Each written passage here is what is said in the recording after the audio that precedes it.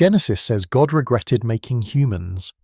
I kept returning to that sentence because it is sitting in one of the most familiar books on earth, and yet it still lands with the force of an administrative confession nobody seems comfortable reading aloud. Genesis 6:6 in the NRS for UE does not hedge. The Lord was sorry that he had made humans on the earth, and it grieved him to his heart. The next verse moves immediately to erasure. Not correction, not instruction. Erasure. If a deity creates a species, and then, almost at the opening of the story, speaks of blotting it out, I do not think we are dealing with a marginal theological detail. I think we are standing inside one of the oldest and most suppressed tensions in recorded religion. The possibility that human beings enter the story not as a triumph, but as a problem. The reason I find this difficult to dismiss is that Genesis is not alone. Long before most people ever hear the name Atrahasis, they have already inherited a softened version of his problem. In Old Babylonian Akkadian, on clay tablets excavated at Sippar and now in London, the gods create humanity to take over labour they no longer want to do. Then humanity multiplies. Then humanity becomes noisy. Then the chief god decides the experiment has to be cut back, and eventually almost terminated by flood. That is not fringe material. That is mainstream Assyriology, catalogued, translated, taught and displayed in one of the most visited museums in the world, which is why the silence around its implications has begun to seem less like caution and more like a habit. If I sound careful, that is deliberate. The ground here is well established. Wilfred G. Lambert and Alan R. Millard's critical edition, Atrahasis, The Babylonian Story of the Flood, first published by Clarendon Press in 1969, remains foundational. Tikva Frymer-Kensky's 1977 article in The Biblical Archaeologist, The Atrahasis Epic and its significance for our understanding of Genesis 1-9, made the comparison unavoidable in biblical studies. Stephanie Daly's translations at Oxford carried the text beyond Assyriology into the wider study of ancient religion. Andrew George at SOAS has spent decades clarifying the wider Mesopotamian literary world into which the flood tradition fits. None of these are marginal scholars. None of these texts are obscure within the field. The objects are not obscure either. The British Museum lists tablet BM 78943 as a clay tablet from Sippar, dated to 1635 BCE. Though the top half of the Babylonian flood story, BM 78941 is the bottom half, also from Sippar, also dated to 1635 BCE, chipped, surface damaged, and still on display in room 56. The museum record gives measurements, acquisition history, find spot, catalogue number, display case. This is not an underground archive passed around in photographs. It is institutional knowledge at full daylight. The Metropolitan Museum's own essays tell visitors plainly that Mesopotamian creation myths repeatedly frame humanity as a labour force made to relieve the gods of toil, and that the Atrahasis tradition later turns human noise into the reason for divine retaliation. I want to be precise about what changes when you put those facts side by side. The mainstream position is not that Genesis copied Atrahasis word for word. The mainstream position is more careful than that. The biblical flood story is usually understood as a reworked, monotheized adaptation of older Mesopotamian traditions, mediated through long cultural contact and literary reshaping. But once that much is admitted, a harder fact emerges. In the older record, humans are created for service, become intolerable, and are nearly erased by their makers. The difficulty is not absence of data. It is what we choose not to do with it. The anomaly for me begins with a simple asymmetry. We are told endlessly that ancient myths explain the world. We are told far less often that some of the oldest texts explain humanity itself as an unwanted burden. That is a different category of statement. In Atrahasis, the gods do not create humans out of overflowing affection, companionship, or moral vision. They create them because the lower gods are exhausted. The text says it bluntly: create a human being so that he may bear the yoke, the task of Enlil, the drudgery of the gods. Later, when humans have multiplied, the issue is not sin in the later biblical sense. It is noise. Human presence becomes atmospheric irritation. Sleep disturbance rises to cosmological crisis. Livius.org. I want to stay with that for a moment. The complaint is noise, not idolatry, not philosophical error, not military rebellion. Noise. That is such an odd motive that commentators often hurry past it, turning it into shorthand for overpopulation, ecological pressure, or literary anthropomorphism. All of those may be partly true, but even after those explanations are granted, the surviving wording still matters, and a creator figure is disturbed by the ongoing fact of human beings existing in sufficient number to be heard. That is not a symbolic detail I can easily file away. The mainstream explanation, again, is not foolish. Ancient Mesopotamian literature often imagines divine life in very human terms. Gods eat, deliberate, quarrel, sleep, panic, and regret. Noise can function as a mythic way of talking about demographic strain. Genesis then moralizes the inherited flood tradition by shifting the cause from clamour to wickedness. Fine, that explains literary development. It does not close the deeper question. Why does one of humanity's earliest written self-descriptions preserve a memory of being manufactured as labour, and then resented for existing too vigorously? Or why does the biblical adaptation keep the emotional core of regret even after changing the legal basis of judgment? Before I move on, I think this deserves to be held. There is another part of the anomaly that matters. In both traditions, the Creator does not merely punish humans. He speaks as though the act of making them has become emotionally or administratively unbearable. In Genesis, the grief is inward, almost intimate. In Atrahasis, the irritation is systemic, voiced in counsel. Those are different tones, but they point in the same direction.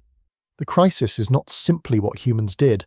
The crisis is that humans, once made, produced consequences their makers no longer wish to endure. That distinction is small on paper and enormous in meaning. The first piece of evidence is the creation formula itself. In the Atrahasis tradition, the purpose of humanity is stated with uncomfortable clarity. Create a human being, that he bear the yoke, let him bear the yoke, the task of Enlil, let man assume the drudgery of the do. Then comes the grisly manufacturing process, clay mixed with the flesh and blood of a slaughtered deity. This is not a poetic flourish about human dignity, it is a labour transfer document wrapped in myth. Why phrase creation as workforce replacement? The second piece is the complaint mechanism. The same text notes that clamour has been bestowed on mankind and that Enlil cannot sleep because of it. The sequence that follows is methodical: plague, drought, famine, flood, escalation. What interests me is not only the violence, but the bureaucratic rhythm of it, as if the system is trying one corrective measure after another. In Genesis, by contrast, the language is moral and interior and grief of heart, but the decision is structurally the same. Wipe them out. Different theology, same turn against the product. Why does creation so quickly become population control? A third piece lies in the flood mechanics themselves. In Atrahasis, Enki warns the survivor in advance. The vessel is built, animals are taken aboard, the storm breaks, and when it ends, sacrifice rises into the air and the gods gather around the smell. In Genesis, Noah is warned. The ark is built, animals are preserved, the waters fall, and sacrifice again becomes the first act after survival. These are not interchangeable details, they are narrative joints. When the same joints hold across different theological systems, I stop treating resemblance as coincidence. Well, why preserve the architecture so carefully if the underlying memory meant nothing? Then there is the object I keep thinking about. BM 78941, the bottom half of an old Babylonian clay tablet, 25 centimeters long and 19.4 wide, baked to that muted brown-orange you only get from ancient fired clay, with its right upper quarter missing and its surface chipped where the centuries have eaten into the signs. It was found at Sippar and dated by the British Museum to the reign of Amisaduqa, 1635 BCE. It sits in room 56, display case 22. If you look at the image file the museum distributes, the tablet appears heavy, almost fleshy, the cuneiform wedges packed in ruled bands like compressed breathing. It is incomplete, but not dead. It still holds the lower body of a story in which the gods decide that humanity has become too much. Look at this if you can, because no description prepares you. It is not the abstraction of a myth. It is a specific clay object that passed through specific hands in a specific city and survived long enough to tell us what those hands thought creation was for. What was this for? The fourth piece is what happens after the flood, and I think this is where many summaries become evasive. Atrahasis does not end with sentimental reconciliation. Enki's solution is to let humanity continue under constraints. Death is fixed, some women will not bear, a demon will snatch infants, and certain priestesses will be barred from childbirth. The system does not celebrate human continuation, it manages it. I want to sit with that before moving on. What kind of creator solves creation by engineering loss into reproduction itself? And as I discussed before in a previous piece on flood traditions, the trap here is to treat Mesopotamia as a sealed case, a local mythology with local anxieties. It is not. Once I started pulling outward, the same structure kept appearing. Divine manufacture, human failure or excess. Divine revulsion, large-scale correction, and then a reduced or regulated humanity on the far side of disaster. The names change, the grammar does not. The Torah.com. The Hebrew Bible is the nearest parallel and the least avoidable one. Genesis 6:6-7 preserves the line almost too plainly. The Lord was sorry that he had made humans on the earth. It grieved him to his heart. He would blot out the humans he had created. The official theological tradition surrounding that passage is dense and sophisticated, but the narrative surface remains stark. That a creator regrets the act of making, a flood follows, then comes a narrowed future under covenant, meat restrictions, blood prohibition, and a new emphasis on survival under law. Whether one reads that as adaptation, revelation, or polemic, the structure is still creator. Disappointment, destruction, reduced continuity. Why is that structure so durable? Egypt offers a version that is older than most people realize and physically fixed to stone. Inside chamber M of Seti, the first's tomb, K517, the walls carry the Book of the Heavenly Cow. The Theban mapping project notes that this chamber contains the text, and that the cow figure on the rear wall lost colour because 19th century squeezes damaged it. The story it preserves is brutal. Humanity plots against Ra because he has grown old. Ra consults the gods. Hathor Sekhmet is sent out. She slaughters human beings so effectively that Ra has to stop the extermination by flooding the fields with beer-coloured red to resemble blood. The species survives, but the divine order withdraws. Ra departs to the sky on the back of the heavenly cow. Here again, creation, human offence, near annihilation, altered coexistence. Then there is the Quiche Maya record, preserved in the Popol Vuh manuscript transcribed by Francisco Jimenez between about 1700 and 1715, and now held by the Newberry Library as Ayer MS 1515. The surviving manuscript is late, but the narrative it preserves is older. The makers attempt human creation more than once. The wooden people multiply, have sons and daughters, and yet there was nothing in their hearts and nothing in their minds, yet no memory of their mason and builder. Then the Heart of Sky devises a flood for them. Destruction comes because the made beings fail in the most basic obligation, recognition of the makers. It is not a Near Eastern borrowing problem. It is the same logic appearing on another continent, and the physical manuscript matters. The Newberry describes it as an 18th century paper manuscript, rebound after conservation, with Jimenez's Quiche text and Spanish translation set side by side, corrections and strikeouts still visible on the page. That means the memory of failed human manufacture is not floating in abstraction. It survives as ink on handmade paper, in a catalogued object that readers can request in Chicago under controlled conditions. In one room in London there is a broken clay tablet from Sippar. In another institution, and across an ocean, there is a colonial-era manuscript preserving a flood sent against inadequate humans. The mediums are different, the structure remains. I could stop there, but I do not think I should. The Metropolitan Museum's own essays place Mesopotamian flood traditions alongside later Greek retellings by Berossos, and classical literature preserves a related pattern in the Flood of Deucalion. Humanity judged intolerable wide destruction, a remnant preserved repopulation under different terms. It is not identical in every theological detail, and I'm not pretending it is. What I'm saying is that across traditions with very different cosmologies, one disturbing plot keeps surviving editorial change. The maker or ruling god turns on humankind at scale. These are not vague parallels. This is the same vocabulary appearing independently. How does that happen? I do not think the answer is easy diffusion. Some cases are obviously linked. Mesopotamia and Genesis are linked. Egypt and the Levant are linked. But the repetition outruns tidy borrowing, and even where borrowing is probable, the persistence of the pattern remains the harder fact.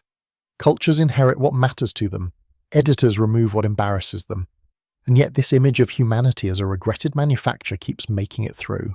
How does that happen? I keep coming back to the possibility that what persists is not a storyline but a pressure point. The old intuition that being made by higher powers did not necessarily mean being wanted by them, which is why I find the official calm around it increasingly unconvincing. But there are legitimate reasons this subject has not been pursued with more force. Iraq has lived through sanctions, war, invasion, looting, insurgency, and the destruction or endangerment of major heritage sites. Syria has been devastated. Field archaeology depends on permits, local partnerships, insurance, conservation capacity, and money from bodies such as the AHRC, the NEH, the British Institute for the Study of Iraq, university departments, private donors, and foundations that are always funding more worthy projects than they can sustain. Even Shuruppa, the city linked in Mesopotamian tradition with the flood hero, had long gaps in serious excavation.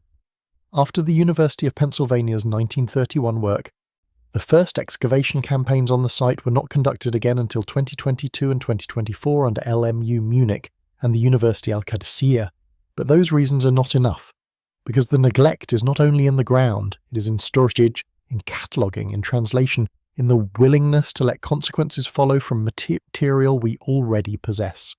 The National Museum of Ireland notes that the British Museum holds 130,000 texts and fragments of cuneiform tablets, and that only a small percentage of cuneiform tablets have been translated.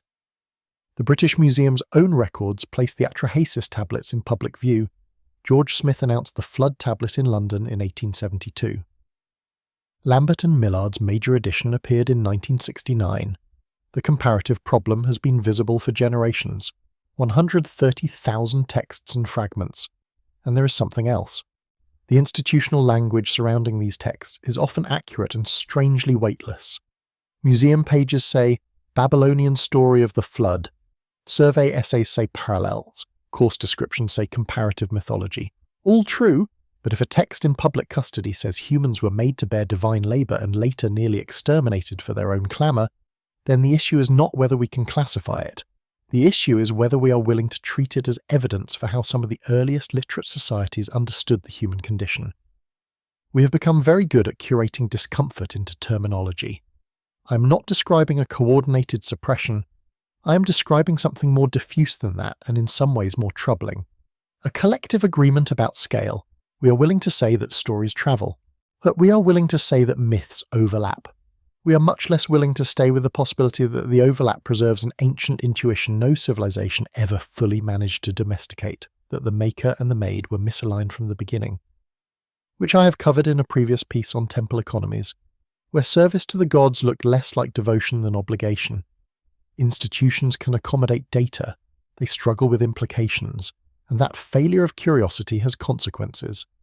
It leaves the public with a flattened version of antiquity, in which the dangerous lines are treated as decorative mythology, even when they are the lines that explain everything else around them. It lets the emotional centre of the record remain unexamined. The archives are real, the translations are real, the reluctance is real too. So let me say clearly what I'm not claiming. I'm not saying every flood story on Earth derives from one event. I'm not saying ancient scribes were secretly preserving a modern theory of human origins. I am not claiming that metaphor, theology, and literary convention cease to matter when text becomes unsettling. What I am saying is that mainstream sources document a recurrent ancient pattern in which humans are deliberately made to serve superhuman powers, judged intolerable by those same powers, and then reduced or regulated after attempted destruction. That observation does not require speculation. It only requires reading the record without looking away. And once I admit that, the remaining questions become more difficult, not less. Why does Atrahasis preserve noise rather than moral evil as the original justification for erasure? What exactly did later editors of Genesis think they were rescuing when they kept divine regret but changed the stated offence? The record does not tell us whether the restrictions after Atrahasis were read as mercy or as controlled scarcity, and I find that silence unusually loud. Regret before law? Why is Sidechamber M in Kvoy 17 treated as a religious curiosity more often than as testimony to an Egyptian memory of species-level punishment? BM. 78,941 still exists in room 56, and I do not know what its first audience was meant to feel when those lines were recited. What exactly did the makers in the Popol Vuh want from beings with hearts and minds if the wooden people failed by lacking both? But we still do not know what the oldest stories thought humans were for. The tablet sits behind the glass in London. Its broken edge is pale where the clay sheared away. The surface dips and rises under the museum light, and the wedges, cut by a reed nearly 36 centuries ago, hold their lines with an authority that paper never quite has. Around it, the gallery moves at the ordinary speed of a modern museum. Shoes on polished floor, brief labels, quick glances, children pulled toward larger things, but this object remains where it has been placed, carrying the lower half of a story in which human beings were made for work, multiplied into nuisance, and survived only under terms set by powers that sound less parental than managerial. That is the image I end with. Not an argument, not a theory, a fired clay tablet from Sipar incomplete, a damaged, measurable, photographed, accessioned, and still readable enough to preserve a memory older than most states now on Earth. I do not need to exaggerate it. I only need to notice what it says and how often the same structure returns elsewhere, from Genesis to Seti the First's side chamber to the Newberry manuscript of the Popol Vuh. If the oldest stories agree on anything, it is that humanity began under suspicion, and I still do not know whose suspicion.